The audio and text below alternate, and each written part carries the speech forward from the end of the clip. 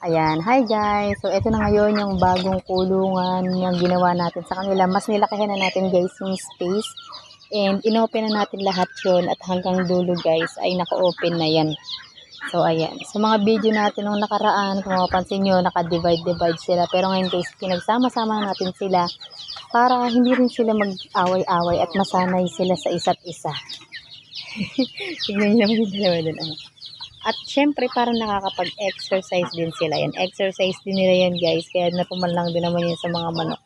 Sa ating mga alaga. Lalo sa mga bago natin yung mga possible na sisiyo. Mas maganda rin talaga guys na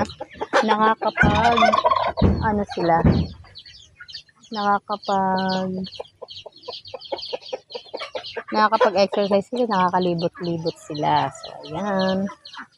'Di ba? Mas maganda silang tignan ngayon. Yun lang. Maraming salamat and God bless.